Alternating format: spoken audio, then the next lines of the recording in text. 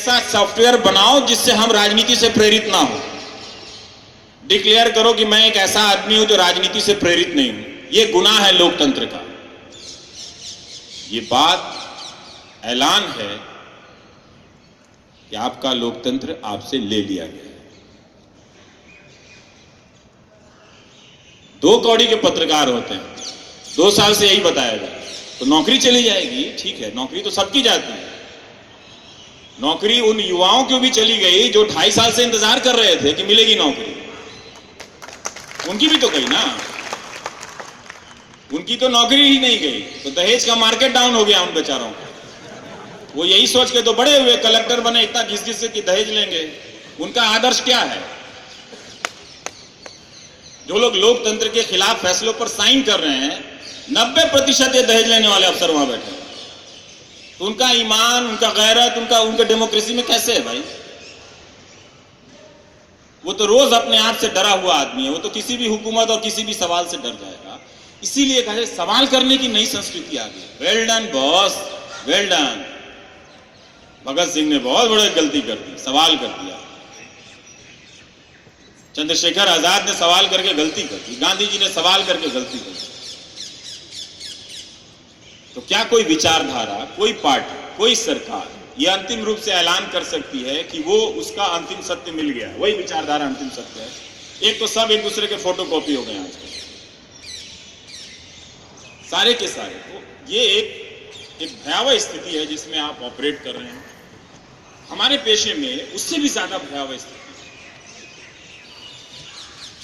आप अपने सहयोगी से कोई चीज शेयर नहीं कर सकते। जो इस पेशे के लोग मिलते हैं वो अब पार्टी लाइन के आधार पर आपसे संबंधों को तय करने लगे, खबरों को छुपाने लगे।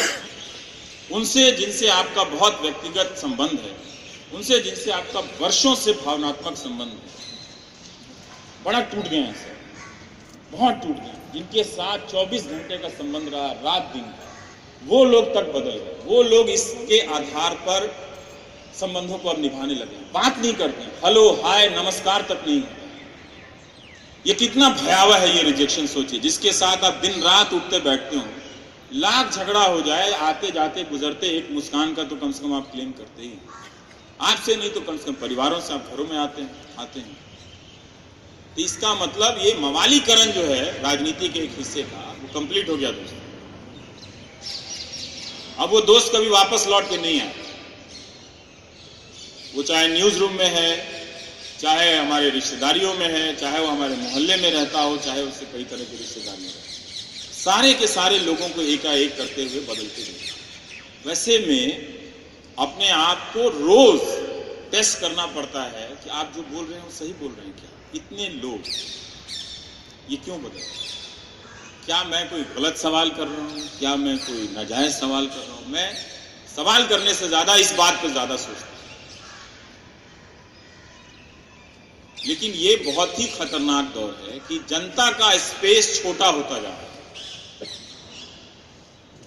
और ये फैन नामक गुंडों का स्पेस, नाम बहुत शरीफ वाला है, नाम आजकल अच्छे होते हैं सर। ट्रोल, ऐसा लगता है ऑक्सफोर्ड से पढ़ के आए।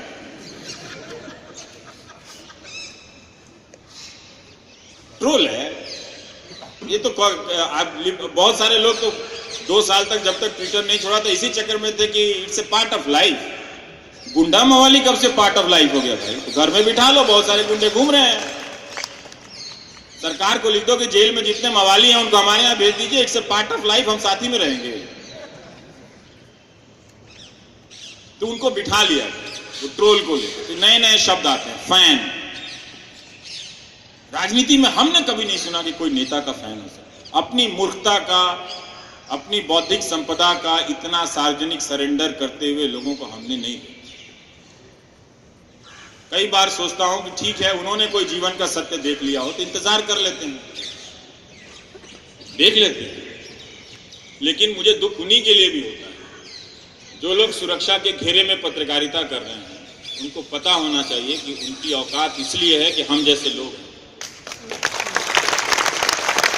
और जिस दिन हम जैसे लोग 100% समाप्त हो जाएंगे, उस दिन उनकी औकात समाप्त हो जाएगी। 4 लाठी देके भगा दिए जाएंगे।